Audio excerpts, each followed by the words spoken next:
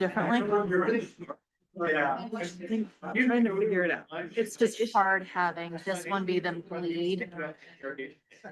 It's too fun. Yeah. Some, I don't know, the resolution in that screen was like making everything really, was making her zoom control super tiny. I don't know if you saw Oh, kind of, yeah. that. And then, yeah. So we just need to have cables and have her just be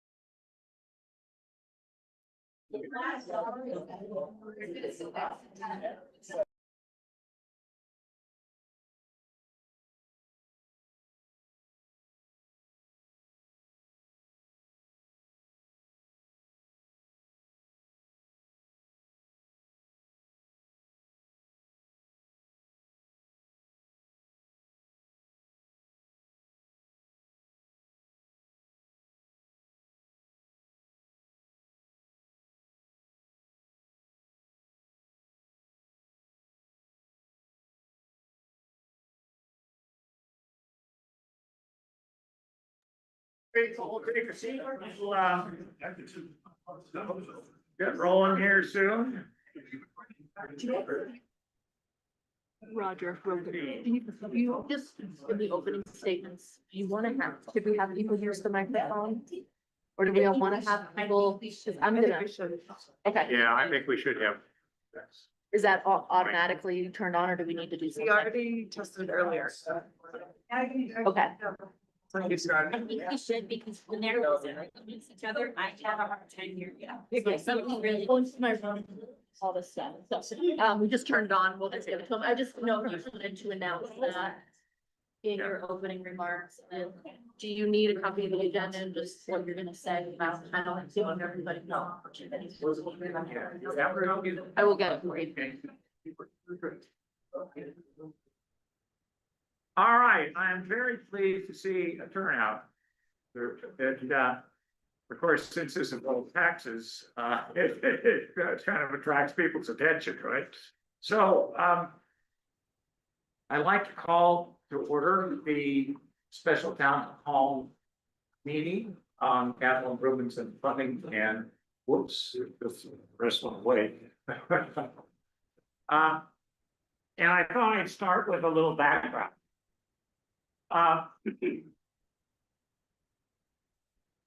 Some of us, but not all of us, were alive before 1970. And in that era, this little ski area was not quite the same as it is today. There were 5 lodges. People came, stayed for a week. And there were 3 lifts up this mountain. One was a single chair, columns, and then there was Germania and Wildcat. And there had just been build a lift up there called Albion. And then down the road, there's this event, which was that Snowbirds started, built. And Snowbird, in order to get built, needed a sewer. Okay, sewer went all the way down. And the city fathers and mothers in that era said, we want one of those too. And so in order to get one, we had to incorporate. So we did, didn't include me, but the people, the civic leaders of the time got together and incorporated and made it down, all about it. And the town, they recognized needed someplace to be kind of the headquarters of the town and be the center for administrative services that the town would provide.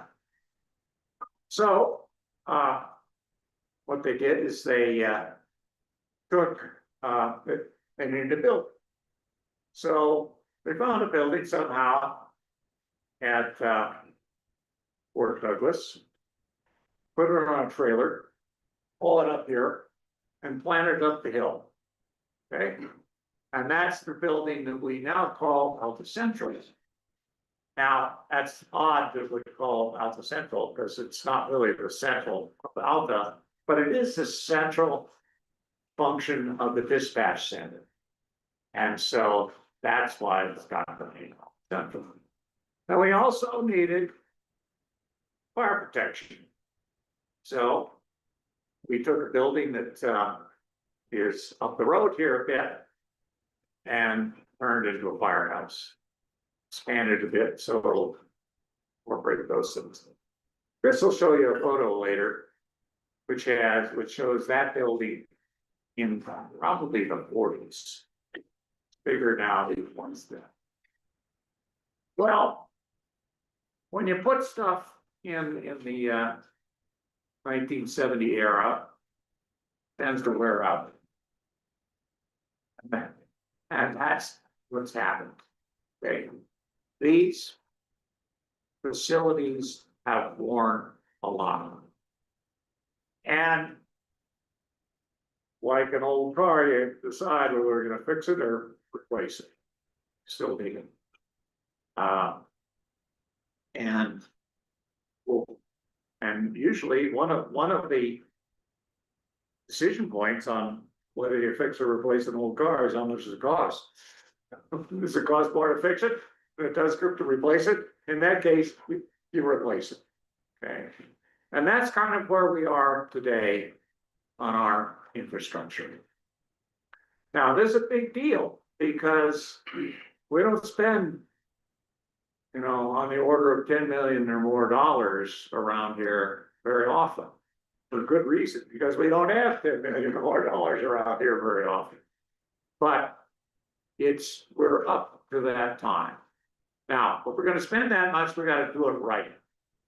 And I think we have a process to do it right.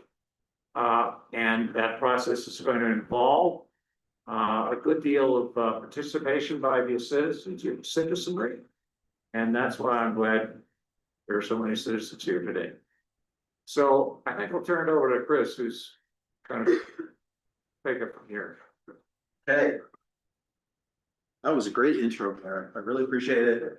I really appreciate all you guys coming today. I'm Chris Colley, town manager. I think I've met most of you over the last 20 years. I've just met a couple of you for the first time now. This is my 20th Alpha season. I came here to work at the Rustler in the fall of 2005. I worked there for a couple of years. I worked at the Alpha Lodge for a winter when I didn't get hired with the ski patrol right away. And I was a ski patroller and an Alpha Lodge dishwasher for a long time. I've been in the town office for 12 years now. I did have a stint downstairs with the Prince of Alpha office, working with John Clancy there, and I sort of know some names who are here. I think more from that period of my life and the professional background than maybe from any other. So, Chris, anyways, yes, concerning names, yes, would it be okay if people went around the room and just said who they were? I would be open to that. Okay, let's start with Brooke. Got her mouthful. I'm Brooke, I'm the deputy town clerk here at the town office. Hello. I'm Molly, I'm the assistant town clerk. Hi, Mike Morgan, town marshal here in Elton. Dan Kettner, this is Looker Alpha Chalets. Sarah Gibbs, out the community. Jerry Pasquale, Mount Pat Chalet. Human review latest, so it's been for over 25 years that we have been for 50. Steve Kenny, president. Kevin Dennis. I'm James Ferguson, Unified Fire Authority Township, is the town office on.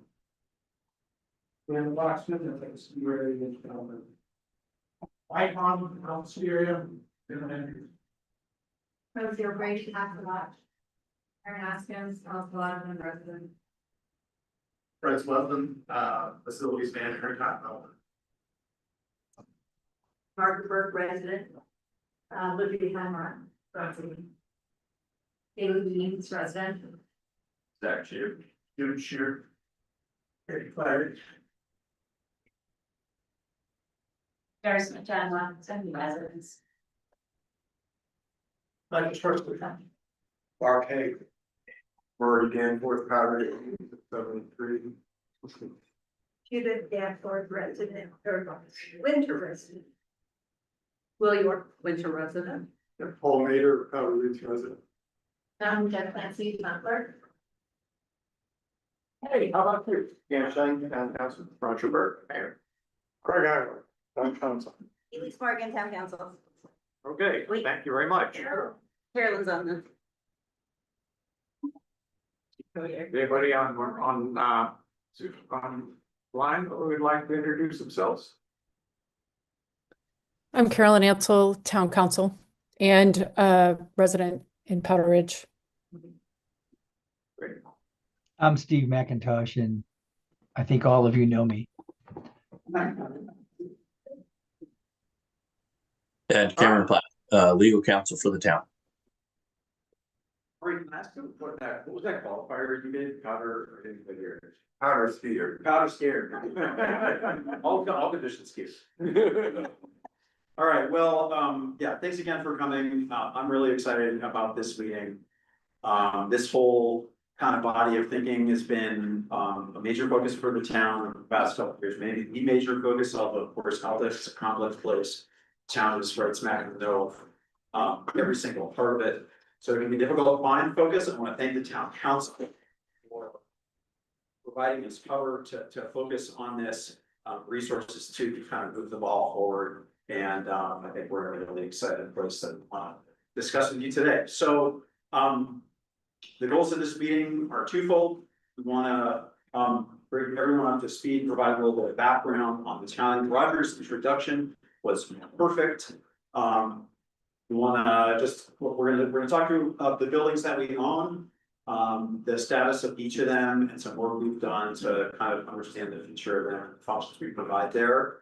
We're gonna talk a little bit about our drinking water and sewer infrastructure. The building is kind of a bigger, flashier topic. It was important to us to include this material about our water and sewer infrastructure because we're gonna have to fund important improvements to those utilities in the very near term as well. So when we think about funding all this stuff, it's all part of the same picture. We'll talk a little bit about the process we followed to get to where we are on all that. The most important purpose of this meeting is to kind of start a process with the community. I said in the regular town council meeting, we don't always do a good job of gaining and then retaining attention and engagement from the community. We're a seasonal community. We all have cool lives, all over the place. The town is here 24/7, 365. Doing the same with the least seasonal entity, Alta. And we need to, we want to keep your attention on this matter, and hopefully get some focused attention to this matter, input and advising from the community. Talk about it. Okay. A little look back over the years. How many people in this room have participated on a committee or gone to a town of Alta meeting about a community center in the past? That's pretty good. So, yes, we've been talking about a new community center at the town of Alta for a long time. Prior to just a couple of years ago, it was more or less the entirety of our facility planning outlook. We wanted to tear down the building that we are trying to rebrand in the post office building. Hopefully that makes it clear what building we're talking about is the one in the center there. And then rebuild a kind of multi-purpose community center with all the functions that are over there presently. And depending on the particular project, a bunch more stuff. So I can think of at least 5 projects that the town's done over the last 25 years to envision and program a new facility, a new community center facility. During all that time, we never finished the project with a determination about what the building would be, not identify a plan to fund it, or a target budget. And didn't have a super concrete plan for what to do with the rest of our buildings, which we use to provide the really fundamental services that the town provides. So a couple of years ago, it was January 2024, we met here at OLS. We had a new council in place. It's largely the same council that we have today, except for John Burrow was on the council at the time. And that was a really pivotal strategic planning retreat for the town and for the town council. We identified a series of strategic goals. One of those, I'll speak to 2 of them. One was to plan for major improvements in our capital assets, and that's what we're gonna talk about today. Another was to stabilize and sustain the Elton Marshal's office, for the next generation or for the future generally. And a big piece of that is facilities. A key takeaway from all this planning is, and some of the work we've done to evaluate the condition of our buildings and our water and sewer infrastructure is that, we have some major risks to sustainability in the municipality if we don't make these investments in the real near future. So I hope that I can be compelling in trying to make that those arguments here today. We think we have some pretty good evidence to support it. So that meeting was in January 2024. Put some money in the budget to fund a master planning project for our buildings, which kicked off in the fall of 2024. We call that a facilities master plan project. It had a couple major components. One, but kind of the biggest chunk of the work was the facility condition assessments. We had a team of architects and engineers, very interdisciplinary, come up and evaluate the town office, Alta Central, and the post office building. And then we put some thought into what functional spaces we would add in an ideal way, provide services in a sustainable and credible manner in the future. So out of the project, we got that facility condition assessment. We got a couple kind of conceptual space plans for new buildings. June 2025. Everybody in the room knows that the town acquired our Lady of the Snows, where we now sit. That checked the box for the town over the long term. We own a community center, and it does. Owning this facility adds some flexibility to our planning outlook. We could now, since we own this multi-purpose community space, it would give us some flexibility in what we program into a new building over at the post office site. We finished the facilities master plan project in the fall of 2025. The recommendations are at a high level to demolish the post office building if you want to do that for a long time. It's in a state where it really does need to be demolished as of today. And then a major pivot in our outlook that so we were moving towards as of 2024, and that this study really affirmed for us is that we need to decommission Alta Central as a public safety building. We'll talk a little bit about that here in the next few slides. I want to just offer that if you guys want to ask questions, while I'm talking, just raise your hand. So we can, if we can manage that in some sort of reasonable way, feel free to. What are the key services and amount of space that you need for all of those in 2026? And let's pick a random date, 10 or 15 years out. What do we need? Do you have a slide on? Yes, well, not exactly. I don't have in here some of the details about our space plans, but I think what I'll describe. Plans are different than space needs. Correct, it's true. So. Yes, Jen? When you're done. Okay, so, we can get into it a little bit, but basically our range of concepts is existing and existing plus desired. So I think, we're hoping the needle falls somewhere in between existing plus desired.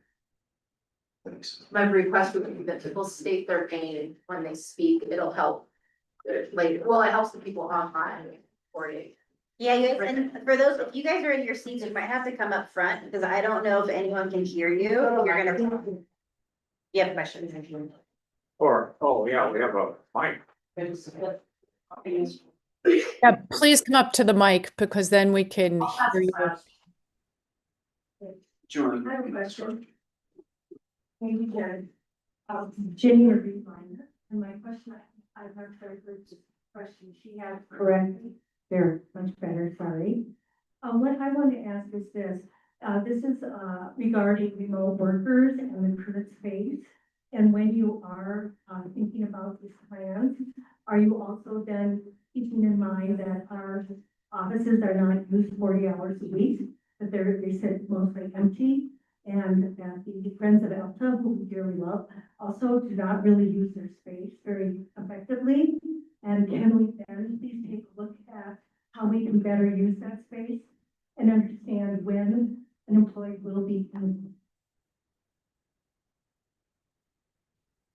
Yes, thank you, Jen Marie.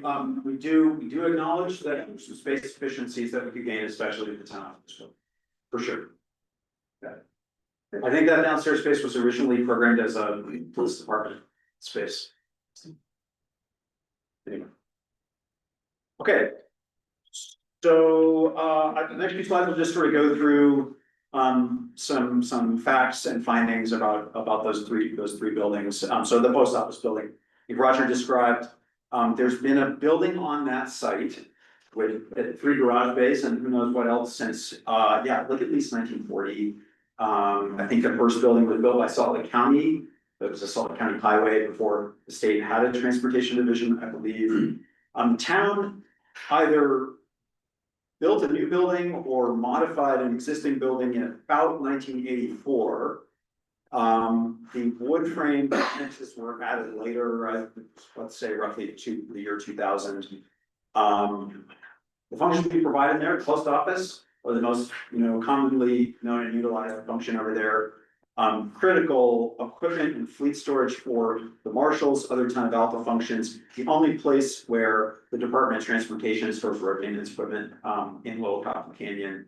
Then, of course, we have employee quarters up there, it used to be the volunteer firefighter apartment, and we have a couple deputy marshals who share an apartment for use when they're on shift. And of course, we have the community center space, so I believe that town council and Alpha Planning Commission have been meeting upstairs since the building existed in its current form. We've hosted nonprofit offices up there, Salt Lake County Reading Room. We just remodeled a corner of it into a Alpha Marshal's office interview room. The community center, the post office building, also knows the Peterson firehouse, depending on who you are and when you got to Alta. It's our only roadside facility. So it's the location where we can provide year-round ADA access that has major upsides for staff and visitors, such as residents. It minimizes the risk of a slip and fall and injury from walking up the snowy pathway here. Another major advantage on the site, I believe it's the least exposed to large avalanche paths. All the buildings in this neighborhood are in, components of the sort of greater Flagstaff avalanche path. Only a couple of them are designed with avalanche exposure in mind. This one is, that's why it's sunk into the ground and has, openings other than on the downhill side. That site, we don't believe it's as exposed to avalanches. We don't believe a study's been done on that site, but certainly lots of studies have been done. We don't believe it's been hit by a large avalanche. The building has major structural issues. I'll talk through that a little bit more on the next slide. And as you would expect in a building that age that's received, virtually no significant maintenance in 40 plus years. It is major architectural, mechanical, electrical, plumbing upgrades that would be necessary to bring it up to code and operate it for into the long-term future. So the recommendation with this building is to tear it down. Again, we've been talking about tearing it down for like 25 years. And we really need to do it because it is showing its age. So I guess I'll start on the right. Something that I don't know if we accepted or understood prior to the epic snow year of 2022, 2023 is that the thing is not rated as a snow load. It's not even rated to the snow load that the state of Utah snow load chart provides for like a 9,000 foot elevation. I think the post office roof is rated to like less than half of what we require to issue a building permit in the town. Hasn't been a problem until 2023, but we had, I would say 2 to 3 times as much snow as that photograph shows on the right side there, in the middle of March. And the post office, is pulling away from the rest of the building. So the next time you go into the post office, I invite you to go up to the landing at the top of the stairs. There's a little red line that shows that the floor of that landing has sunken about 3 inches. And the thing is literally kind of cleaning off from the building. We have had it evaluated by structural engineers, comfortable continuing to use it, but its days are numbered, let's say. Another thing that I've been really concerned about since the first time I climbed up and looked behind the building is that the building is built like in front of a cut slope. And there is an erosion control system back there that was installed, legend has it, by some, let's say, unskilled labor, AKA some off-season ski patrollers in the early eighties. It's basically chain link fences and 4-foot sections of rebar, and about half of them have pulled out of the slope. So periodically, our deputies who sleep upstairs will feel rockfall events impacting the back of the building. We had an erosion control contractor come and look at it. We think it would cost $250,000 to $300,000 to fix that. It's not even feasible, not even necessarily. We're not certain it's feasible. So anyways, that's a huge problem. And I think when we get into the numbers a little bit on repair versus replacement, that'll be a little clearer. So Alpha Central, you know, again, this is I think the major pivot in our perspective at the town on our assets and what we need to do to maintain them in the future, over the last couple of years. Central, as Roger described, Central was transported to Alta in the 50s by either the ski area or the Forest Service as housing. It was two stick-framed barracks at Fort Douglas, so it was driven up to Canaan in a couple flatbed trucks and placed one on top of the other in the 50s. The town took it over in, I believe it was 1973. Admin and the marshals were based there for a period of time. The building is in decent functional condition because we put more maintenance into it. It takes more active maintenance, but plus snow up behind it. We have to remove snow from the roof. And it's operational. There's somebody in that building, again, 24/7, 365 during major storm cycles. It is chock full of dispatchers and police. So we really need that building to remain functional. So we have put a bit more into it than the communities. Big finding in the facilities plan is that the building code requires essential facilities, which are essentially police department, public safety buildings, and hospitals, to be built to certain structural engineering standards to withstand primarily seismic hazard. And Alpha Central is absolutely not built to withstand an earthquake. It's not built to withstand avalanches. It has been hit by avalanches. The marshals quarters are most proximal to the avalanche path that affects the building. And it's not built with wildfire hazard in mind, and of course, for to wildfire up here. So we think that's a major shortcoming in terms of, you know, how is the town going to provide future services sustainability in the future. The marshals and dispatch need more space, need a few more spaces. We would like to have a few more spaces beyond that in order to provide the kind of service that we think is prudent and necessary here in Little Cotton Canyon. It's a unique environment. We have accessibility challenges in the building. A practical implication of that is that police response times are impaired in the winter. Deputy on duty is asleep at AMO and there's 2 feet of fresh snow. They have to stumble down the pathway, dig out their car. It's not ideal and it's not common in policing to have that kind of impediment to quick response time. Of course, it's got, you know, similar mechanical, electrical, and plumbing challenges. The recommendation is to decommission Alpha Central as a public safety building. What we would do with it after decommissioning it is a little unclear because really in order to it's something in a building permit, something give ourselves a building permit to make improvements or significantly change the way the building operates because it's so vastly active. So anyways, at a bare minimum, we should not use and we plan to stop using Alpha Central as a police department building going forward.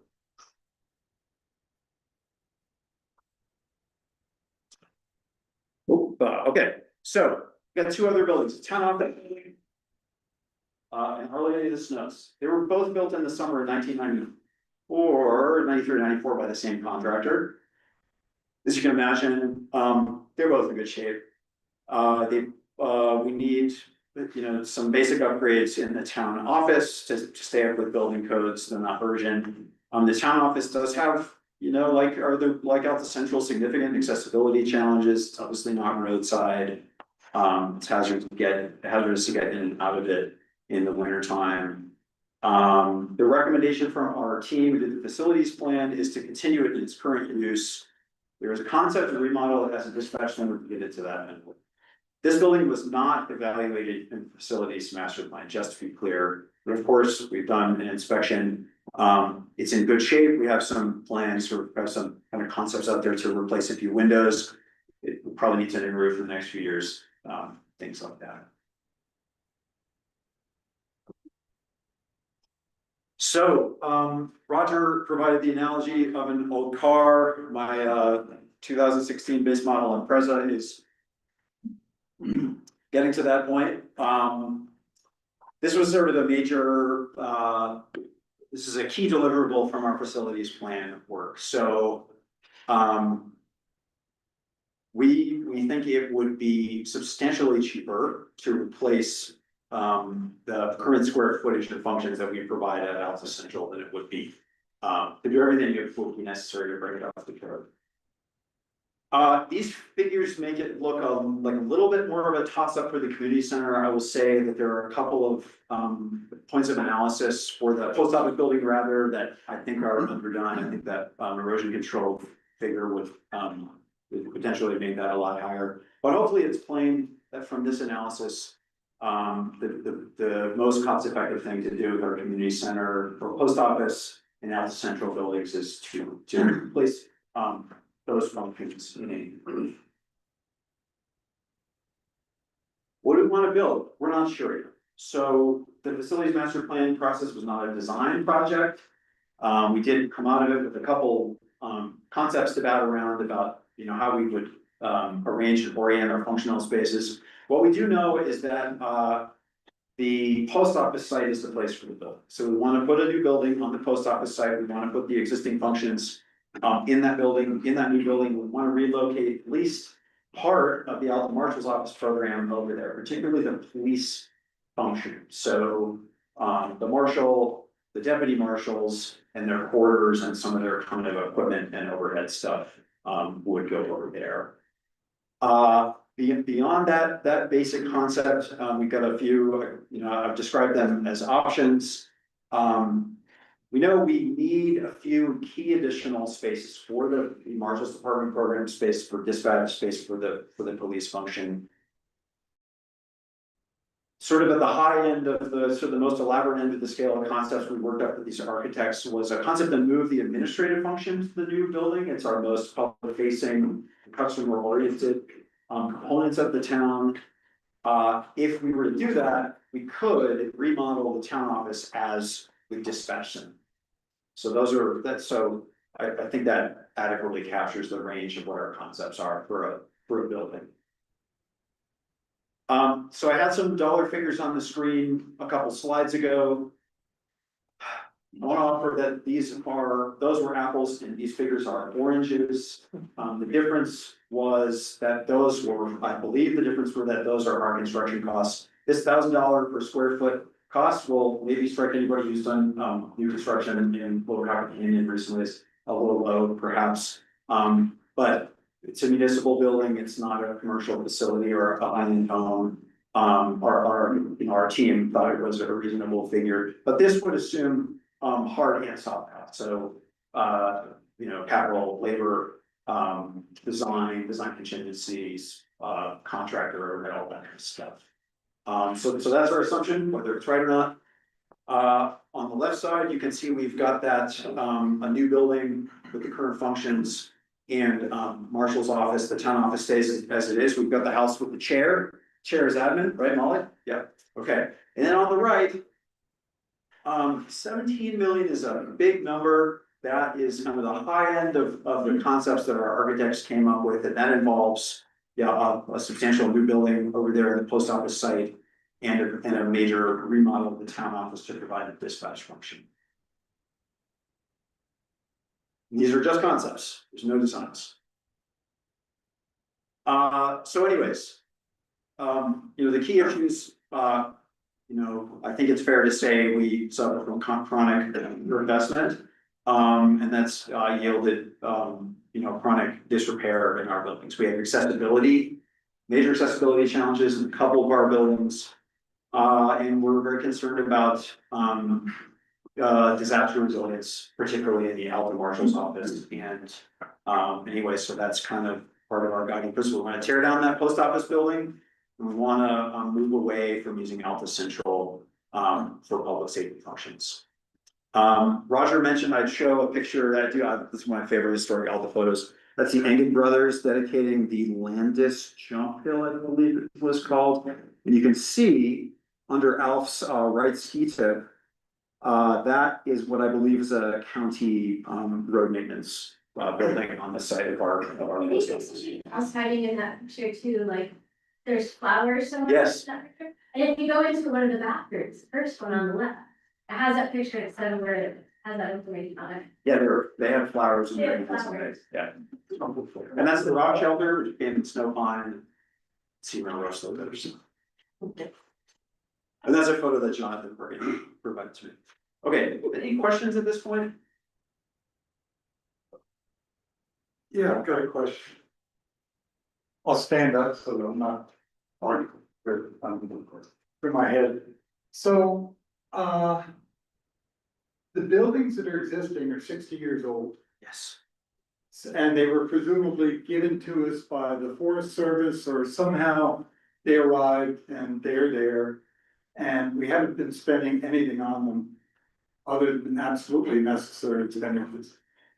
If we were a corporation, and municipalities are notorious for not doing this, if we were a corporation, we'd say these buildings require a certain amount of maintenance and they're depreciating. Eventually they'll have to be replaced. So we set aside a reserve every year for both maintenance and for replacement. Now, I assume that hasn't been done because municipalities don't do that, unfortunately. So effectively, everybody's gotten a free ride for the last 60 years. If we now float a bond to pay for a new building, we'll be paying effectively in arrears for a building that we have now. I'm okay with that. The people who get the use of it over the next, if it has a 60-year useful lifetime, will be paying for it. What I'd like to understand is the philosophy in the town council around setting aside an appropriate amount of money in reserve for maintenance and for depreciation. So that 60 years from now, we aren't shoving this problem into somebody else's lap. So that's my question. And then I have a second question from a member of Powder Ridge that couldn't make it because he's got to go to a birthday party. And that question is about help. So like help, H-E-L-P, from others in this little thing we're undertaking right here. So he said, if I look at my tax bill, there's a nice table there that indicates where the money goes. And about 8% of it goes to a line called Town of Alta. Now, 50% of it goes to schools. And I think 16% of it goes to fire protection. So if we assume that maybe we're a quarter of the cost of fire protection for the town of Sandy, that's 4% plus, or 3% plus 8, 11%. So we're exporting 89% of our tax money. Now, if we take out schools, because everybody ought to contribute to schools, it's the future of the country, right? That takes 50% off the table. So instead of 11% staying up here, you say 22% of everything other than schools stays up here. So we still have a lot of leakage. A lot of money flowing downhill, which it generally does, like other things, and not much coming up here. So his question is, how, as Bill Murray would say, how about something for the effort? Is the county gonna help us with this? Any of this money ever come back uphill? Or is it a one-way black hole? In astronomical terms. So two questions, depreciation, reserves, and then something for the effort. Would you say your name again? Oh, I'm sorry. Yeah, I'm Paul Mayer, Jen's neighbor. Jen's neighbor. I was just gonna say that, I've been on the council 11, 12 years, I'm kind of losing track of how long I've been on the council. And 10 years ago when I got on the council, I was definitely the junior member of the council, so I didn't know a lot about running a town or stuff. I had a lot of opinions about how other things should be done. And at the time, we spent a lot of time, I would tell you, just putting out fires as a town, not, actual fires, but to us, it was like every town council meeting, we were just dealing with whatever was in front of us, and our town staff at the time was just trying to deal with stuff that was just right in front of them. We never talked about strategic planning necessarily. We had it every once in a while, Steve McIntosh or somebody would come and talk about water and sewer and that there was things that needed to be done. And every once in a while, we would talk about how some of the maintenance needed to be done on the buildings, but we didn't really have a great process for talking about the future of what we're gonna be doing in the. It wasn't until, as Chris said, we had a recent council that we've had, these last couple of years, and John Byrne was probably one of the people to really push for this with Chris. Is that in the staff is that we need to have a plan. We need to have a long-term budget plan. We need to have a long-term building plan. We need to have a long-term, and it was kind of the first time that we started to really talk about stuff, not just in the next year or two, but we were talking about maybe 5 to 10 years out. And it was very eye-opening to me that we hadn't done that up until this point. And so the fact that we've done that, like as Chris said earlier in the presentation, this council wanted us to we wanted the staff to start focusing on that when they could.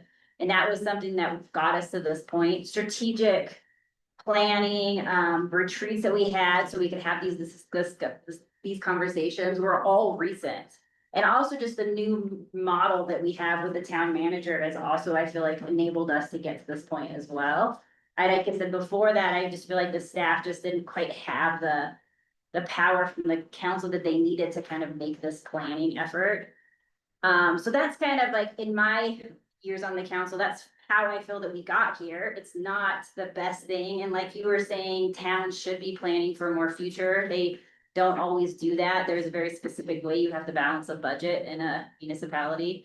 But yeah, I would really hope that after we get some of our stuff up to date, that we will continue to plan this process out. And like John Byrne pushed, we have a budget that is future, out. And I think Craig has been a really good component, whether it was a town treasurer adding you and now to the council. You've also been really supportive in that effort to kind of look for that stuff. Cause it's, some of the stuff is a little complicated with towns and budgets and policy and all these things, but having somebody, with a little bit of more of a finance background has helped us kind of get that. But then, like I said, John Byrne has really helped us. As for your second question, I have no idea how to stop the flow of it going downhill. I don't know that answer, unfortunately, but I would like to think that the county, we could get some grant money, or some of this infrastructure is shared by UDOT. We've talked about how to get some money maybe from UDOT to help us with some of this building, the post office building. I don't know if we haven't received any answers, but we're trying to look into all that. I'd add one thing in the spirit of your question. This is working to address what you brought up. This is the process, and it just takes time, and we're starting it now. And I think to the town's credit, and I do think John and Craig in particular are bringing some of that fiscal sophistication that will allow us to do this well as a town. And I think we've got really great town leadership within the staff to do it. I think we're probably best positioned now than we ever have been. And you may even get total consciousness at the end of the Total conscious. process. Well, he was going to Bill Murray. Jenny Marie wants to say something. I don't need the right, thank you. So in regards to the question regarding where tax dollars go, analysis that was, is it possible that one of our council members to take it upon themselves to really find out the facts as to where our tax dollars really go? Because as a body here today, we are all concerned citizens who want to support you, but I think it's your duty to support us in knowing where our money goes. So when volunteer to do that, I would appreciate it. I'll make some comments. So I'm gonna make 3 comments.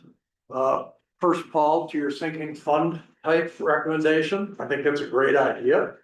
I do think that one of the reasons that I've been pushing fairly hard, and we just had a discussion in the previous meeting about a citizens council, a citizens committee to actually view some of this stuff. We have a lot of financial experts in our community, but we don't have very many here on the town council. So I think those are the kinds of recommendations that really should come out of, I would hope would emanate from the citizens committee. And from a personal standpoint, yeah, we should do a sinking fund so that we don't have to repeat this again. On your second question, which is very similar to the comment that the young lady made in the back, I think we can break down, you know, where the money actually goes. In terms of getting it to flow back uphill, which would come in the form of grants. And I think that the ability for us to get grants around the building, I think is pretty small. We might be able to get some charitable donation types for something like that, but that's not really bringing it back uphill. I do believe there may be some opportunity in the sewer and the water stuff to actually do that. So, you know, short version, buildings probably not, water and sewer, maybe.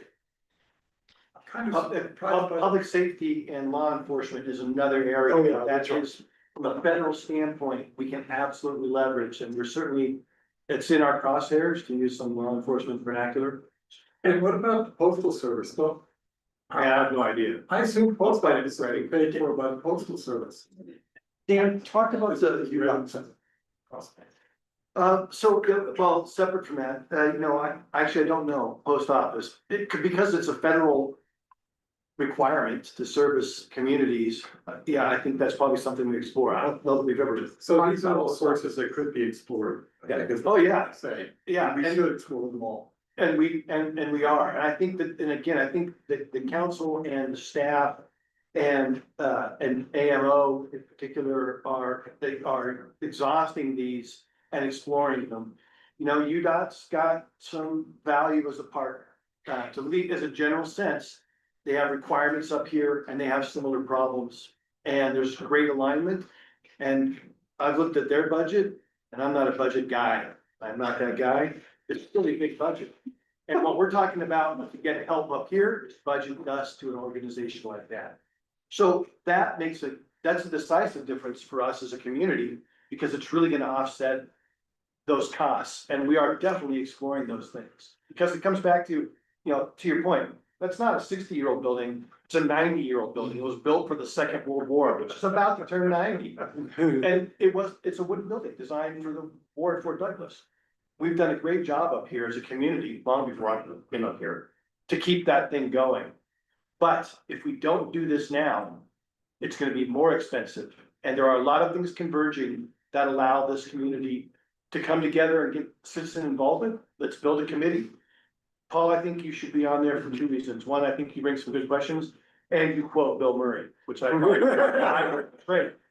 So I don't know you, but I will be watching you do it. It'll be hard enough. And the rest of you should too. And that's just how we're gonna get this thing together. And I think it's a cool thing about this community. Chris, after you do water and sewer, are you gonna talk a little bit about the citizens committee for those Yes. that maybe weren't here? Yes. Okay, we'll get into that part then. So before I go on, I just wanna offer that, you know, yes, we intend to think more about, funding depreciation, let's say. I wanna just like absolve, you know, our predecessors from any sort of Yeah. resistance or ill will No, about it's that. cast Leadership aspersions. on this is coming from the council. And so, you know, we really have to, thank the council for bringing this. We need to do this stuff. Okay, so just 3 slides on water and sewer. Like our buildings, they're old. Legend has it that the town was incorporated in part to get an EPA grant to help Snowbird offset the cost of their sewer system so that they could develop a ski area. I can't cite that, but I can tell you who told me it. His name's John Builder. So that was installed in the early 70s. It is the same system that was, there was some new pipes on the eastern end of it, I believe. Drinking water system, about the same period of time. They're not big systems. Yeah, so 1,600 feet of pipeline. The water system, it's interesting, the water system and the sewer system don't serve the same connections. So the sewer pipe starts in Grizzly Gulch and it ends in the Superior parking lot down at Snowbird, and it goes on the north side of the highway. So if your property is on the north side of Little Cottonwood Creek, sorry, goes on the north side of the creek. If you're on the north side of the Little Cottonwood Creek, which is Permian Estates, East Hellgate, lodges, businesses, etc. There's Gulch, you're on the town of Alpha sewer. If you're not, you're on the service area sewer, service area number 3. The water system serves the north side of Little Cottonwood Creek. It also serves Powder Ridge. I might never get this right. I wish I had a map that overlaid them. It serves Powder Ridge, but that's where town of Alta drinking water infrastructure stops and connects to the service area. So west of Powder Ridge, you're on the service area for drinking water and sewer. We have known about some deficiencies on our water and sewer systems for quite some time. Around the time when we hired architects to do our facilities planning work, we hired a civil engineering firm to come up and do evaluations and capital improvement plans for both of our utility systems. And it just kind of highlighted and put a finer point on some of those deficiencies. So on our drinking water system, we have inadequate fire flows on our fire hydrants. Fewer than previously, fewer than about 10 years ago, because there's some improvements, some pipe upsizing and some new pipes. But we still have a couple parts of town that need greater fire flows. The major deficiency in our system is that we have inadequate emergency storage. We get around that a little bit, you could argue, because we do have a connection to the service area system, which has more capacity. But that is not doing our part, to say the least. So we need almost twice as much storage as we have in order to provide essentially 2 hours of fire flows around town, given various pressures. We have a lack of redundancy, so we've essentially got one pipe. Of course, we have the connection to the service area, but they oftentimes emergencies happen at the same time. So we believe we need to be more redundant and resilient. And then of course, we don't have a sinking fund for water and sewer. We don't have a sinking fund for either system. The sewer system, again, really simple infrastructure. It's a pipe. We don't have any mechanical components in the sewer system. It just flows out into a flume, which is where it sort of meets the service area pipe, which runs down to the valley, down the Superior parking lot. About 25% of the system needs to be replaced pretty urgently. There was a little asterisk at the bottom.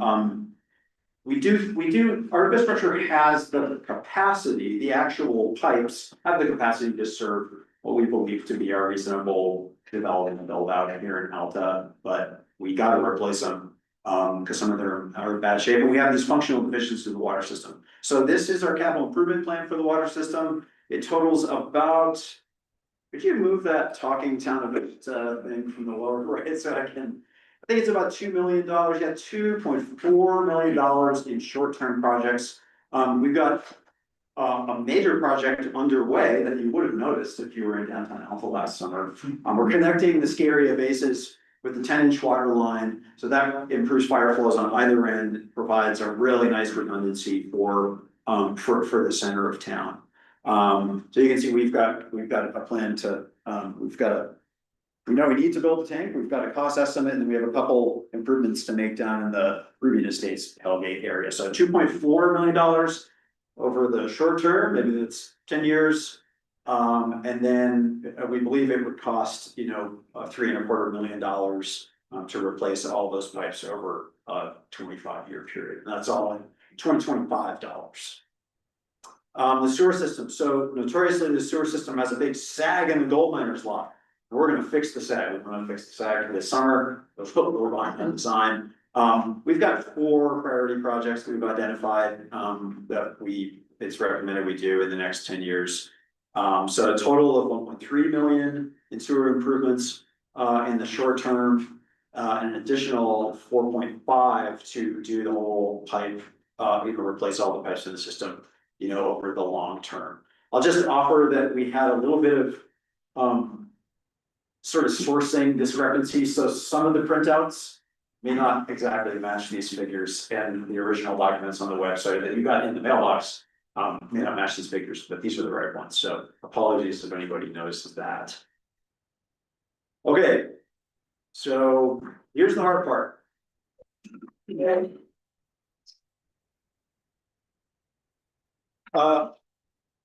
Back in September, we met here at OLS, we discussed the facilities plan with the council. It was kind of a retreat. We had a presentation from a public finance expert. Some of this material is lifted directly from their slide deck. This is one of those slides, but these are some common methods of financing public projects. Pay as you go. Understand how that works unless you're working on, you're doing something like a phased approach to improving drinking water and sewer projects. Save up and set aside revenue, and that's essentially the way we're doing it right now. I do think there are opportunities to get grants, probably not for an entire new building, given the scope of the building that we're looking at, but potentially bits and pieces of one. And then debt finance. So that is a major reason we wanted to have this meeting today, is because we believe that, the issuance of some kind of bond is potentially our best option to do projects like these in the short term. So we just want to start to break the ice on that one. Advantages of debt financing is that you get the money up front, and that's nice because you can do the project. Also nice because it saves you any stress on inflation going forward. And I appreciate Paul's point about one sort of philosophical reason to use debt to finance a public project is that those who are going to use the project pay for it over its useful life. So I appreciate you bringing that up. Obviously, there are some negatives to debt financing. Yes, we will pay interest on that, so it may be more expensive than saving up. But as we will discuss, it would take us a considerable amount of time to save up the company that we know we need to spend a bare minimum to replace all the central. So a little bit more on raising revenue. We are saving money. We have a capital projects plan. It has a big and somewhat arbitrary number in it for a new building. I've changed that since we completed the facilities master plan. But that is out there as a target. We have 1.6 million in our capital fund. Now we budget to put money in the capital fund. Some of the news we're hearing about the business season up here means that it may be difficult to hit that target this year, but we'll see. We budget conservatively for sales tax revenue. And we've had some good seasons lately, and I guess we'll just have to see about this one. So, like I said, it would take a long time to save up $10 million for us to build a building. There are some ways to expedite that. We have a couple revenue increase options, such as our transient room tax that the town has not applied. So property taxes, we do have to raise those periodically just to keep up with inflation. The way it works in the state of Utah is that we choose an amount of revenue, and then that this is tough to describe. The amount goes, we get the same amount of revenue as property values increase, so your payments go down, and then we have to go through a process to raise it. So anyways, not here to complain about that process, but we can decrease expenses. Our payroll is our budget is largely payroll, like a lot of administrative programs. We don't have a lot of fluff cut from the budget unless we want to start dropping services. So we'll talk more about that in the committee and every time about the public meeting for the next few years. I'm sure. Water and sewer projects, yeah, we fund those with user fees. There could be there are some funny business we could pull with, other means to fund that with our existing revenue sources. I do think there's an opportunity to get grants or very low interest loans from the state to fund water and sewer projects in a shorter timeline. But those are essential projects. We don't want to turn into I'm blanking on the name of the communities in California where they found they didn't have the fire capacity, large wildfires in LA. Altadena. So obviously, you know, we're, I would say as a community, a little behind the times in addressing the our wildfire risk exposure here in Alta because it's cold and it snows a lot. But anyway, so we really need to do the water and sewer projects, just to keep doing business up here and enjoying Alta. And that's what we think that's how we think we're funded is through water and sewer rates, which are already pretty expensive. I'm sure you will, read, hey, this. We've talked about philanthropy as a means of raising money to replace a community center in the past. I think that was the primary concept for how we would build a community center. We thought about that in a little more fine pointed manner in the recent past. We did a fundraising feasibility study on the most recent community center concept. We believe there is capacity in the community to support a public project that probably depends on the scope of the project, and we're looking at a different new building at this point. So we haven't, explored it, but we will explore it as we get into, the design process and know what this building is going to be. Okay, the big reveal. So, general obligation bond. We've never done one of these in Alta. I'm sure if you pay property tax bills in bigger communities, more urban environments, you may have paid one. I know that I've paid a couple in Salt Lake City. A GO bond is debt issued by a municipality against property tax revenue. So, you park in the property tax bill you get with the school district and the mosquito abatement district. I love those. The county, all those other jurisdictions that collect taxes. Here and provide services, hypothetically here in Alta. So a GO bond would appear on the tax bill as a separate levy. These are approved by voters. So that, that's a whole nother topic really, but they show up on a November ballots, which you need to check yes or no, on a ballot if the town council decides it wants to go in this direction. There are other types of debt. I have a slide with about 20 of them, on here, a slide that I didn't create. But the GO bond generally has, it has the lowest interest rate, it has the best stability over time. To some extent, because of that demonstration of public support, that you get through the bond election. It's a popular, or a common method of funding, municipal projects. Salt Lake County needed $500,000 for a jail, put a GO bond on the ballot, and it failed, just recently. Anyway, some advantages and disadvantages again, lowest interest rates, it's really stable. Your payments go down over time because, we need the same, we need the same amount of money essentially as your property values go up. Your payments go down. Doesn't necessarily impact existing town revenues, so other debt financing sources essentially involve a municipality agreeing to give, let's say, some sales tax revenue, but that is subject to a lot more volatility, obviously, using sales tax as an example. So the interest rates are higher. Voter approval kind of cuts both ways. It demonstrates that community support. But as we move over to the disadvantages side, they're hard to pass. They don't always pass. We're talking about, will likely be a combination of funding sources to build a new building. But however we slice it, it's gonna be a big dollar figure for a community and to some extent a tax base of our size. If we decide to rely on the GO bonds for the project and the election fails, we could be, just depending on how our decision flow proceeds, we could be stuck between a rock and a hard place. If we decide we still need to do the project.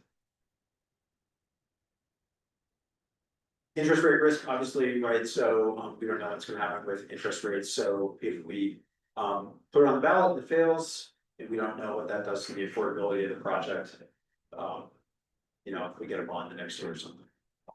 So yeah, I think we've explained this. We think that our facility needs are urgent. We're considering a geo bond because we think it is the best way, potentially the most powerful way or efficient way to get capital upfront to replace a building. You've got a building that's falling down, another one that's not sustainable. It provide that low interest rate, so it, you know, over time, if it's tax revenue essentially or utility rate revenue, that's gonna pay off the debt. And this actually costs less to do it this way. Like I said, we are saving money, we continue saving money. I think there's a chance we have a really nice nest egg in the capital projects fund. Depending maybe on how next winter goes, by the time we're looking to break ground, and there are, of course, you know, grants and other sources out there. So we'll consider those other options. If we decide to go the geo bond route, there's a lot of process. So the council passes a resolution around mid-August of the election year. And then there are all these steps that involve like point counterpoint. So if you've seen a bond election before, there's an argument for and against. It's like a little pamphlet ballot. And then, yeah, the election question appears, the bond question appears on a November ballot. I think the most likely time, if we're gonna do this, that would appear be November 2027. Talked about trying to push for this year. That would be a big push. We don't know if the building's gonna be ready. We assume it's best to build support around the down project for taking this really big step that's never been taken in Alfred. Don't know if, we haven't certainly haven't floated geo bond. Right? Yeah, Add something to that, Chris. And it's for that reason, so few voters. That it's critical that we have as much participation as possible, because with so few many registered voters. And even fewer electing to cast their ballot. Something like this can be decided by a handful of people, and we as a community would be best served. Much input and collaboration as we possibly can. Which is also why I'd like to welcome you, Paul, to the. I know you're sorry you stood up and answered that question.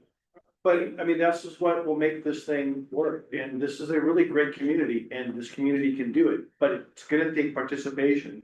In order to make sure we've got voters doing what they want to do. Because if we vote it down as a community. That puts a bullet in that thing, and that's not. Good, what we do as a plan should be something that will be successful. It should not be something that fails. Democracy. okay. So. This is aspirational. It's my first Gantt chart. I'm not really a. It's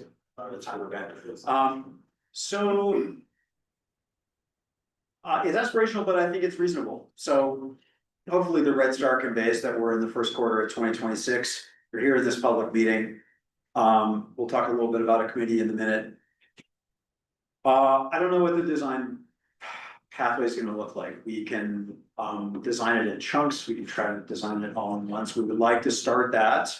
Probably kick it off in the summertime at the beginning of the fiscal year, but I've got some red squares on Q2 of 2026 because we're gonna be working out like procurement for architects. We talked about partnering with UDOT on design. They're enthusiastic about at least getting through a design process to see how we can collaborate to meet our needs and provide a real power up for the canyon if we can get UDOT. So anyways, they're ready and willing, and we hope to just begin that design process on the building here in the next couple months. You can see I've got the bond campaign floating out there in the summer and fall and early winter of 2027. Big if, obviously. Bond, council bond decision, I described that happens in August. Election quarter 2024. Still a big if. I think it is reasonable to shoot for beginning construction in the summer of 2028. Reasonable, but a pretty big if. And hopefully based on similar major construction projects in Alta, we can assume that takes a couple summers. We know we have some of our most important functions are provided over in that building, such as the post office, so, you know, be a big topic of sort of how we plan the workflow there. You know, how we provide those services once we've got that building under commission. Is there a cost aside for the design phase and what's that? Can you repeat that question,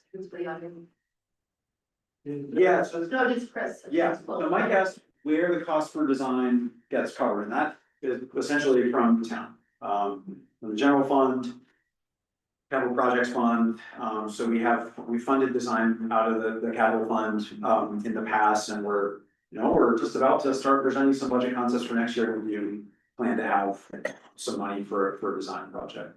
Yeah, But even that, those initial dollars, Mike, are important because it allows them to shape the cost of this thing and make sure that the requirements of the building line up with that. And I don't think that's wildly expensive to get that done because it's premature or preliminary.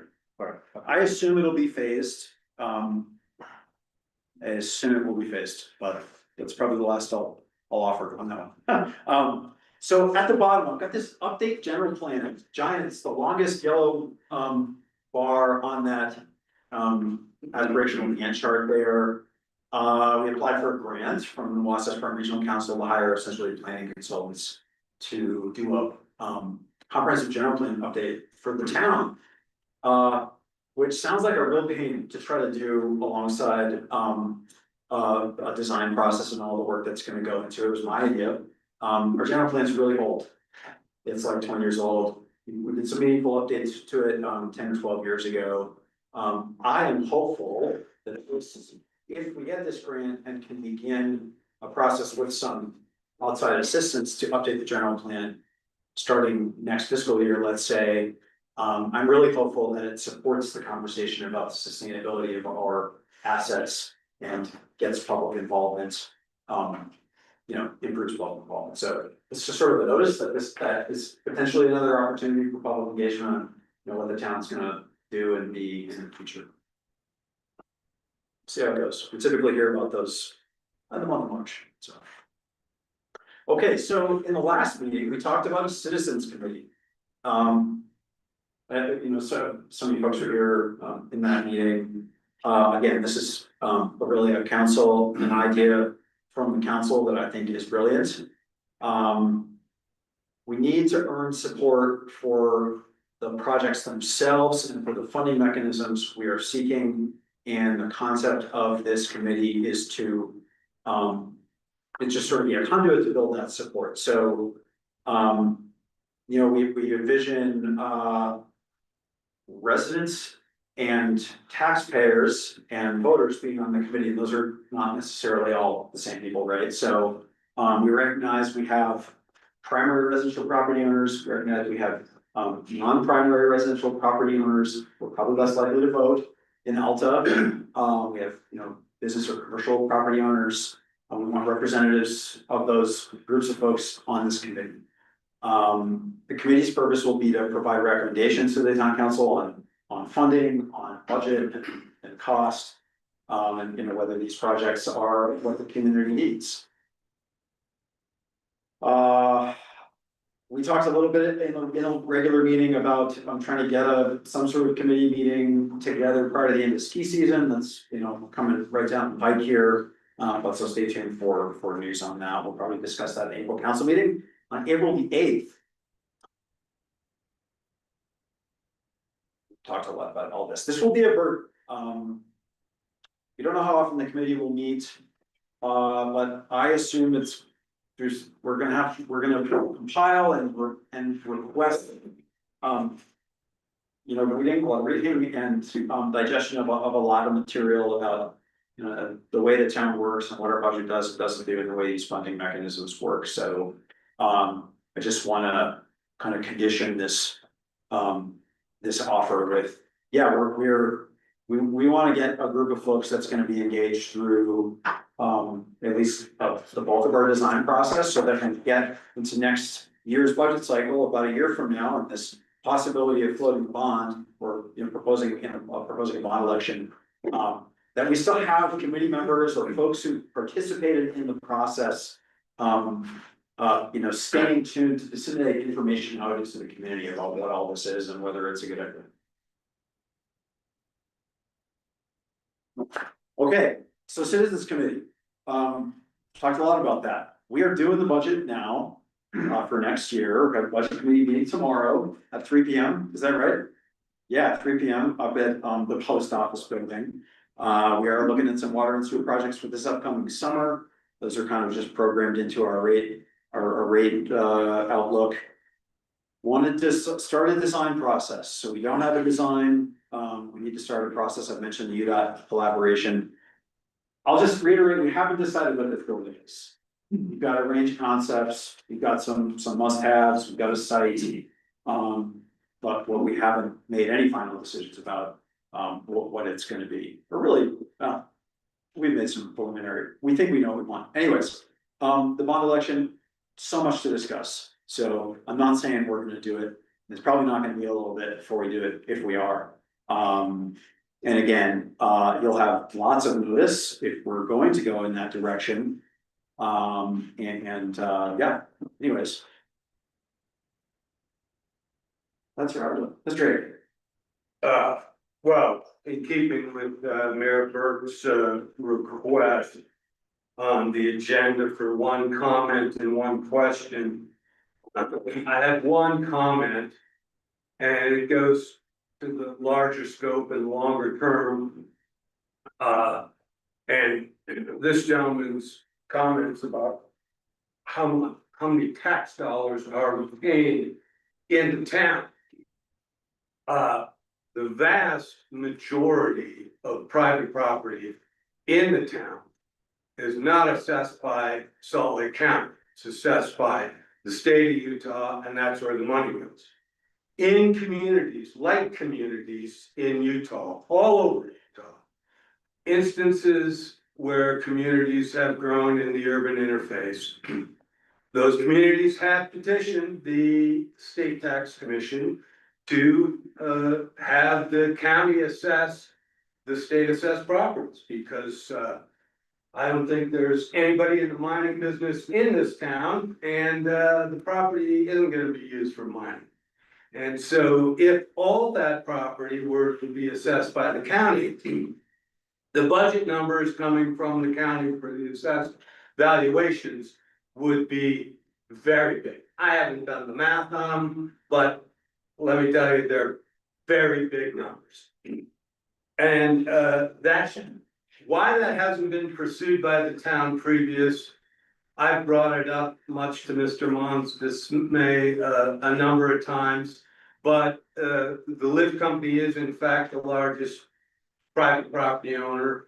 And to Miss Morgan's comments on the prior travails of the town, the lift company was treated poorly in a number of circumstances. So that should get addressed. Have the town elected officials should petition the county to have them assess the property. And the other thing that the town needs is more sewer and water ratepayers, because the vast majority of people in here are served by service area number 3. Period. You get your sewer and your water from somebody else. And then regards that, Mr. McIntosh and Mr. Hanson have spent their careers serving this town with the water expertise and sewer expertise. Why should, and I would note that their source protection zones for both the town and the service area number 3 are coincident. There's no reason that we shouldn't just annex into the service area and have them run the water and the sewer as they have for the past, 55 years. That was my comment. My question is, previously, numerous parties have offered to fund sewer infrastructure privately.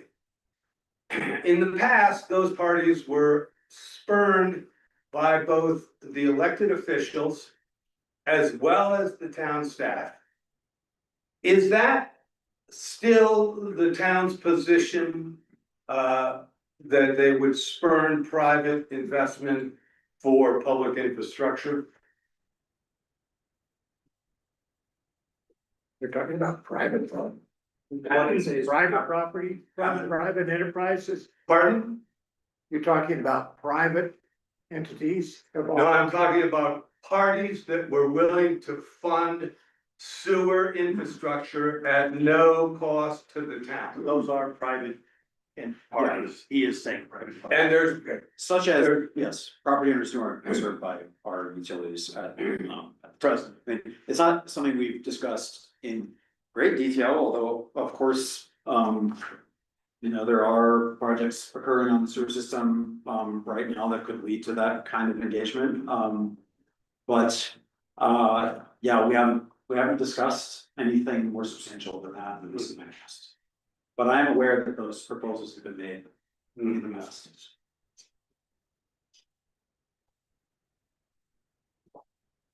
Are we in the official Q&A? Yeah, I'm done. I really appreciate you listening to me. Yes, Steve?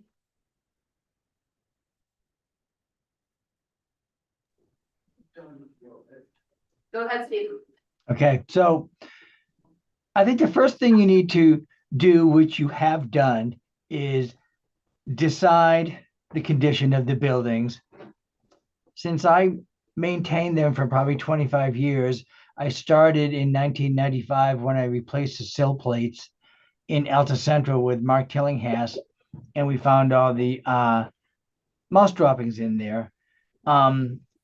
There's never been a really big push to maintain those, so they are at the point now that it's going to be cheaper to replace them than it is to sit there and try to modernize them. The other thing is that nobody's really talking about is none of those buildings have roofs that are designed to shed snow efficiently.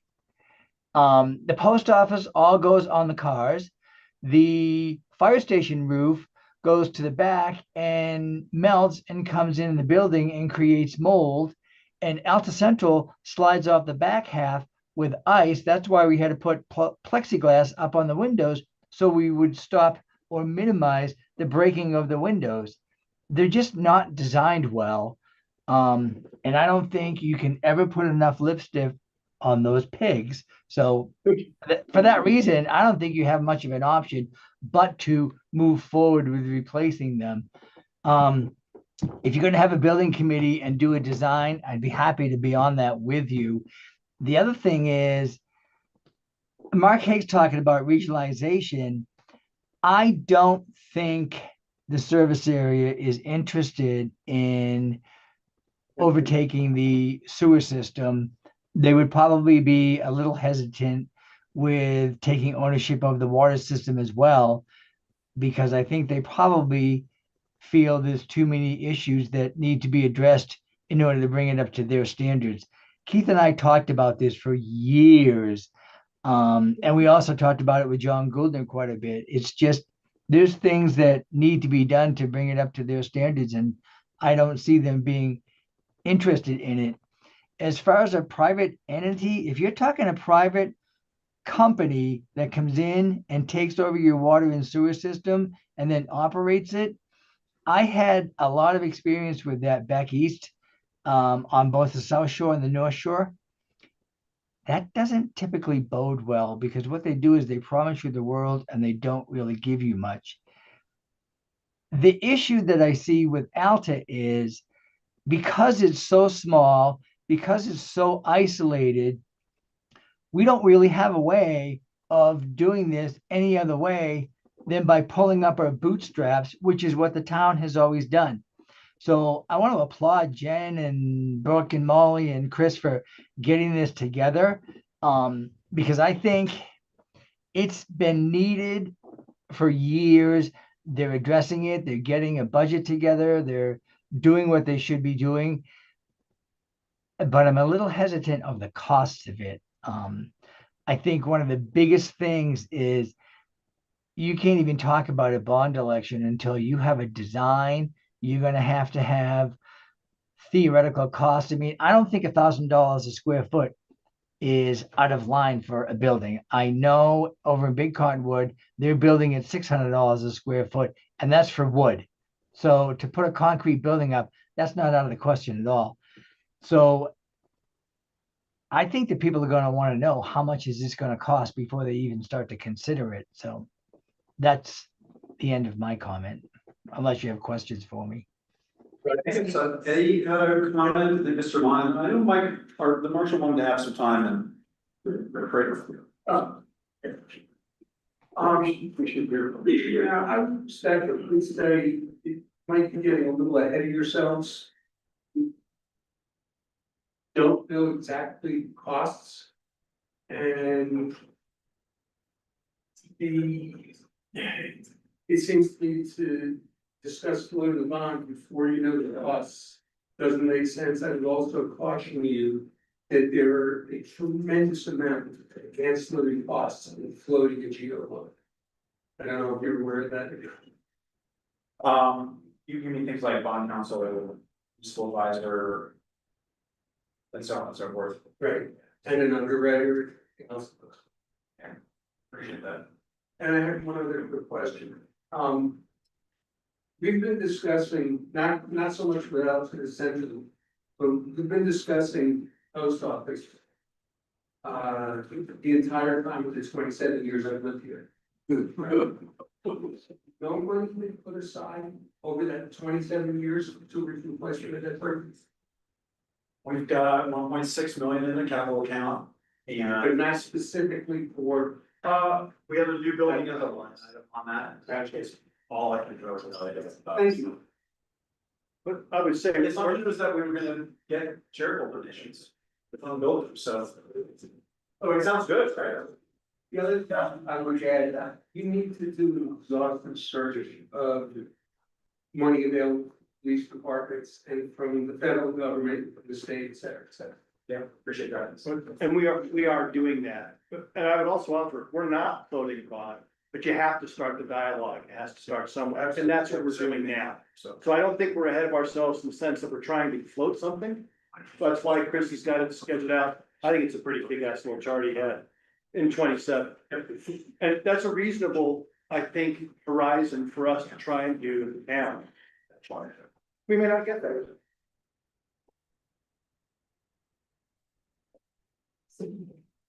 Craig Hart, hi, everybody. I applaud everyone here, you guys have done great work, and this is how the town of Alton should go. Another 50 years of service to the community, so I'll leave it at that. I'm not sure if we still fall into the rural locked under the federal government. We used to, when I would write grants up here, we were considered a rural community, which gives you whole different kinds of money. Also, there's money available for communities adjacent to national forest, landlocked. The state I know is promoting, low income housing. I think if we could do it as a community approach to, housing, you can get HUD money. I'm just throwing it out there from experiences. And then as to address fire, I don't want to point any fingers, but probably our most problematic source of a fire would be the summer campground. I'm not pointing it, but they allow wood burning there, and I always thought that at some point the ski area community could have storage tanks and hydrants in case there was an issue there. It's just, or we don't do firewood. It's just, I always, when I ran Ace, one of my mottos was I don't want to be the guy that burned down Alabama. So I'm just leaving it at that. I'm not pointing fingers, just a gesture. Yeah, was Mike gonna? Yeah. We make an interesting point about rural development funding, and you know that Utah is the most urban state of the country? Yeah, New Jersey, The yeah. highest percent of our statewide population lives in a statistical metro area, with the proportion of urban residents is highly urbanized. Like 80% of our community lives on a campus. Yeah, or more. So Alta is rural in field, but we're in the Wasatch Front statistical metro area, so You don't qualify for all those funds the way that I mean, Hankwich does, but Yeah, yeah, no, it's a great point, and there is funding out there. I'm happy to help you with housing stuff. I'm going to give us some more, a little more time. I think the best one, I really end up, you want to say something?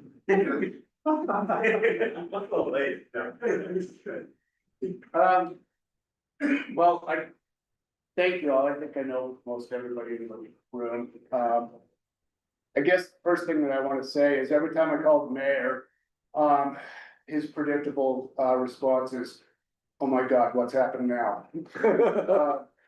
And I'm telling you that because I am not known for, my chipper outlook. I'm the problems we have. Can everybody hear me okay? I hate microphones. Some time ago, the town council got together and a council and staff retreat. And we did it here. There was a great breakfast. That was sort of the highlight for me.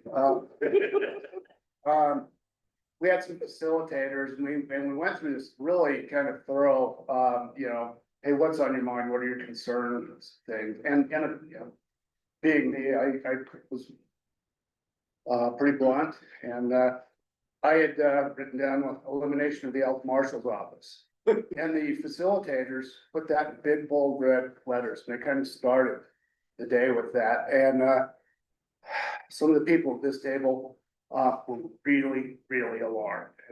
And really the question, what are we talking about here? And I gave a pretty bleak, impromptu assessment of law enforcement and, our place in it. And, I don't want to go on and on, although I could take up the rest of the night with our problems. Really, it comes down to this. And I think I heard somebody ask, where does the town's budget go to? Almost all of it. We've got 9 full-time staff members, a few part-time staff members that help us get through. And one of the things I hear, a lot is, hey, what's the role of the town office staff? We don't come packaged in the marshal's office with a human resources department, a purchasing department, a legal department, a fiscal unit. And the town staff, by proxy, are employees of the Alta Marshal's office. That's how we get by. So I want to put that out there. There's been some real watershed moments in everybody else is saying how long they've been here. I'm a couple of weeks away from 36 years working for the town. We've seen George Floyd and Rodney King. We saw the tragedy involving a young lady in Moab. And when those kind of moments happen, our legislator, the public demands better of us. We get a lot of mandates. A lot of them we can't attain with a 5-person police department, 5 deputies or 5 full-time cops. There is a nationwide law enforcement recruiting and retention problem. Nobody wants to be a cop on this planet at all. Our friends down the street are offering a $5,000 to $10,000 sign-on bonus. We can't anywhere close to touching that. We recruit from in the community because we want that to begin with. We want people that really have Alta's interests in their heart. Our approach has been, we know, and we've always known that it's better to hire the right kind of person and teach them how to be an Alta cop than hire a cop and teach them how to be the right kind of Alta person. And I'm saying this because that's a tough balance to maintain. And we're struggling. We have some right sizing issues.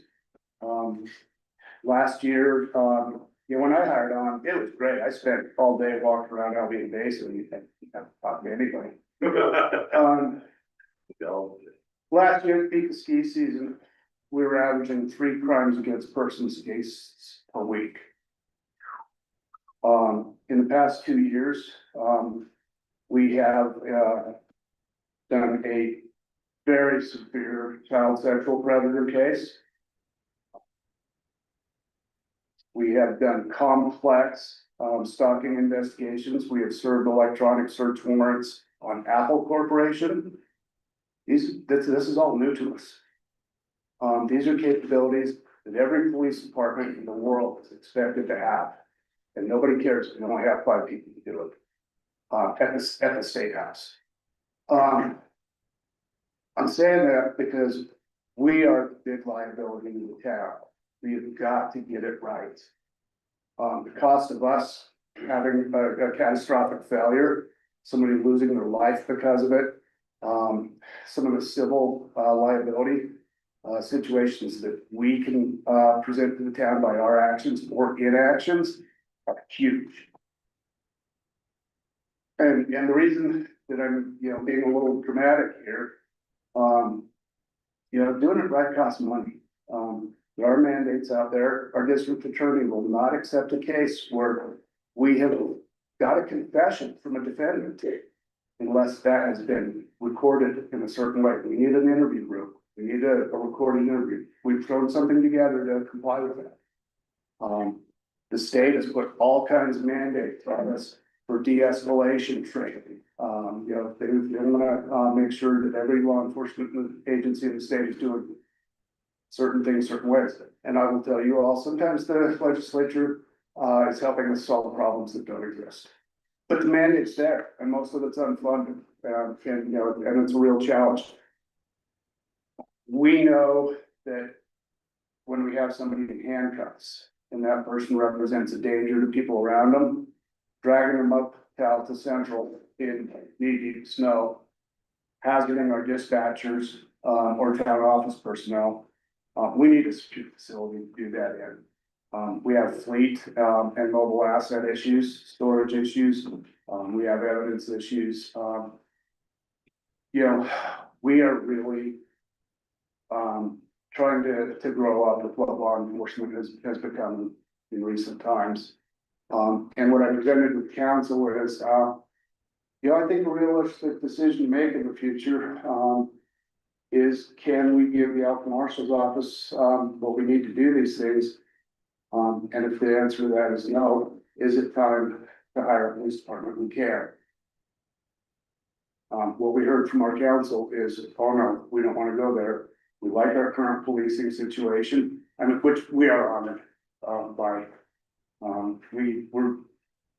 we're deeply committed to the things that we believe in, and to give everybody, our residents, our visitors. I don't care if you own a corporation or if you wash dishes in their brew, you deserve our best every time. And that's what we want to maintain. And that's what we're struggling to be, compliant with. And that is why I am always crying wolf to this body and saying, we've got to deal with this before something breaks big time. Thank you. So you can do a couple of things.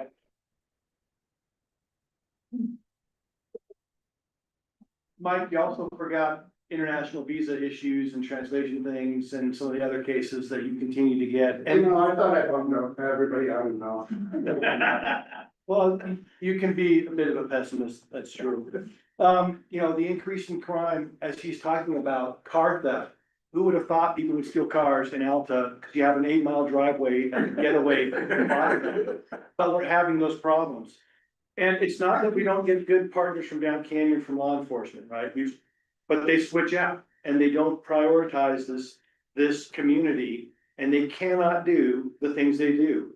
Ted Spencer saved a kid on that roof slide. Sheriff's Department's not gonna be able to do that. That life's worth a lot, in my estimation, and the interlodge requirements we have to keep people safe. That expertise is resident in this body. So I say that to bring it back full circle to what helps this process that we're all here to talk about today for these buildings. Part of that work's been done. Back to whether the bond issue was the second step. What are the prioritizations for the town? And we did that in January of 24. We revalidated again last year, and those priorities tended to stay. And that's what we want from you folks, is to help us get those things moving forward. Thank you, Dan, because you reminded me of something else that I wanted to say. We talked about Alpha Central. Our police department grew out of the need to have a communication center. So there was a dispatch office before we had cops. Because everybody knew that this was a unique community and there needed to be somebody to call when there was problems. And our avalanche situation and our interlock situation is so unique. And that, you know, that goes to our needs to have a council who can have ordinances that we can enforce. We're not gonna get that to another municipality. So. We have endured efforts to eliminate Alpha Central at the state level. Because there's this model where they want everybody dialing 911. Talking to somebody they don't know out in Taylorville, and 911 is great, they are a strong partner for us. But working together, with them, you know, we're able to, really bring more to bear, you know, by having that spatial awareness. That is one of my main priorities, maintaining the ability to have a local dispatch.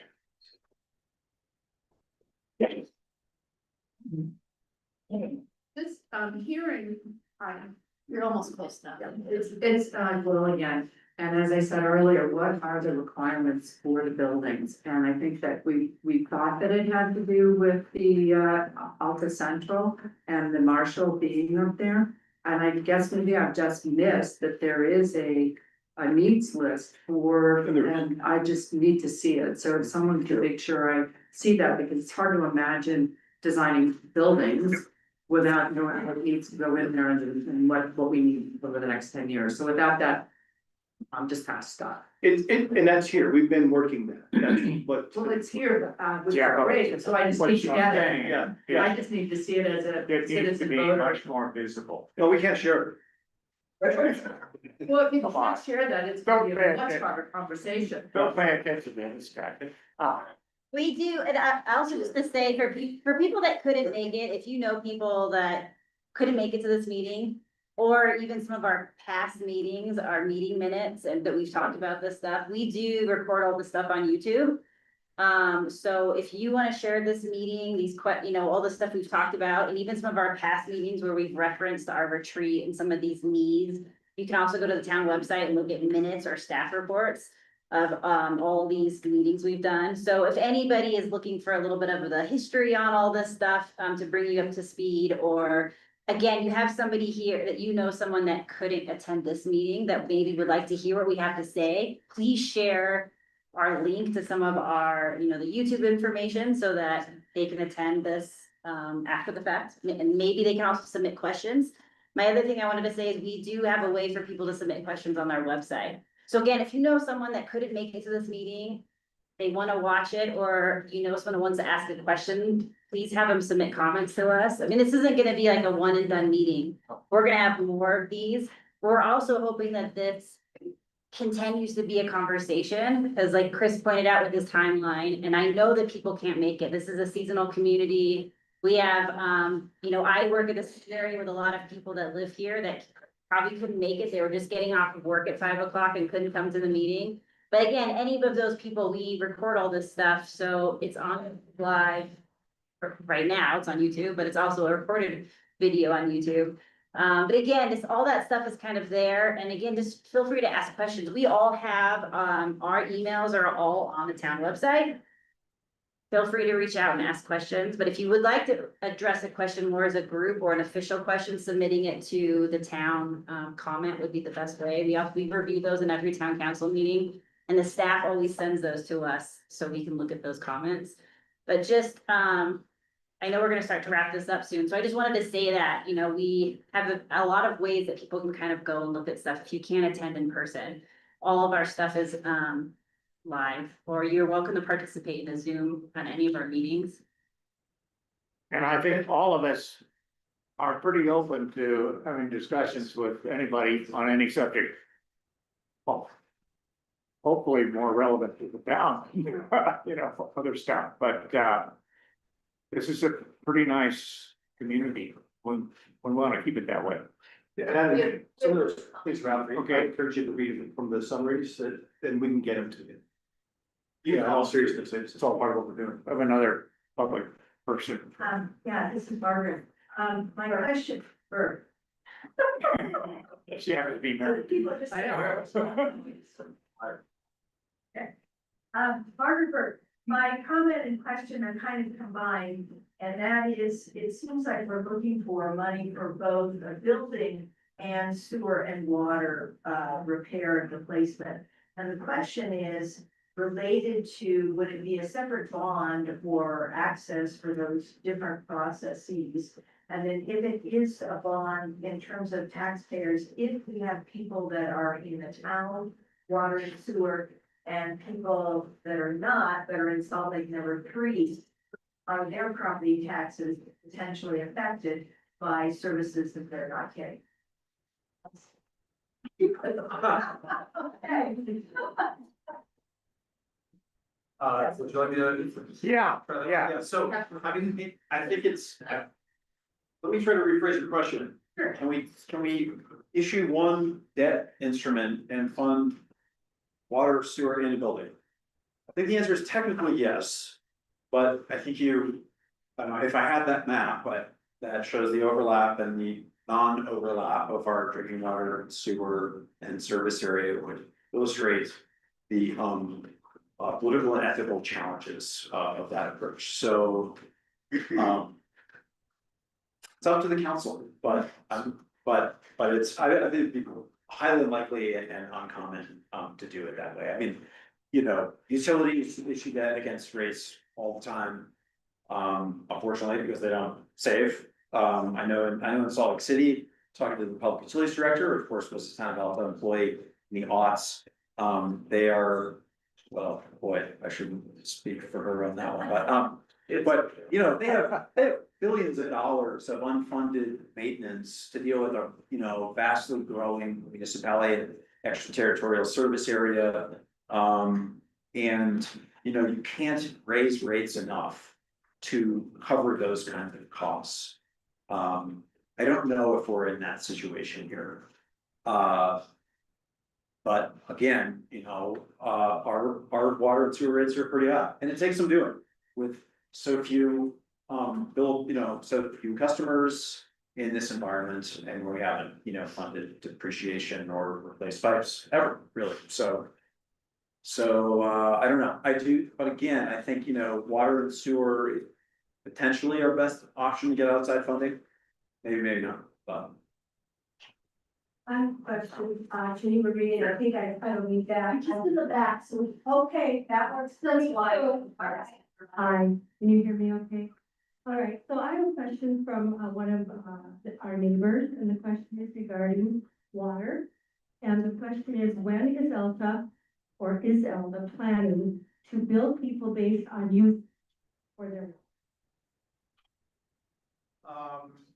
That is, do you want to take that question, Jen?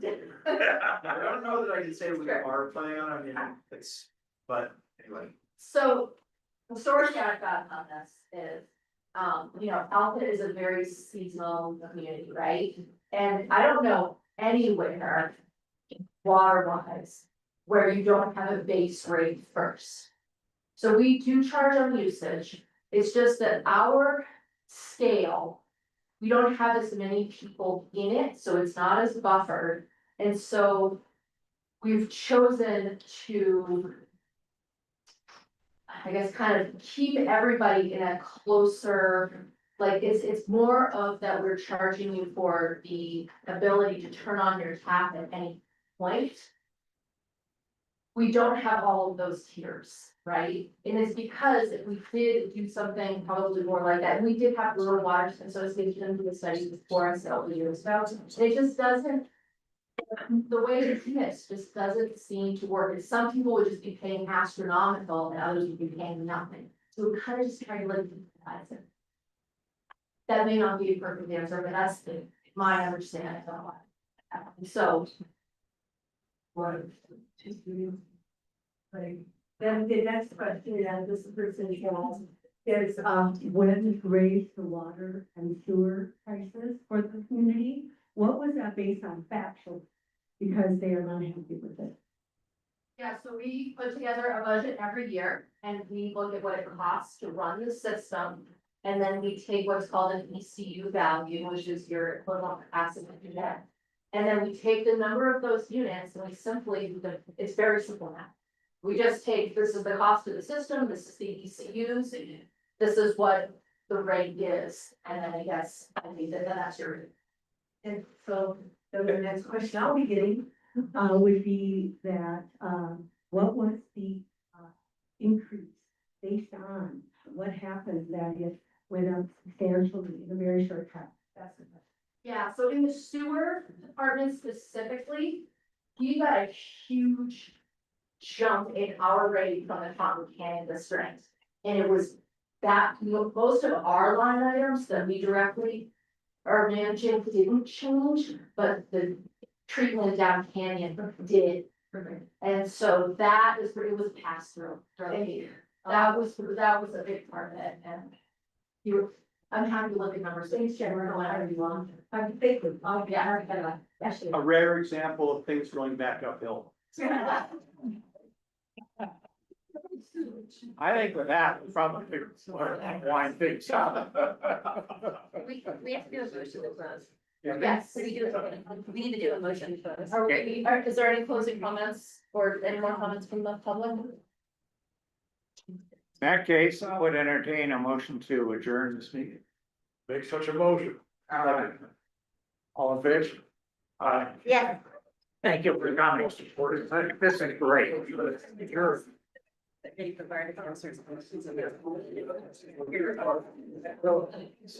It happens, but. Good.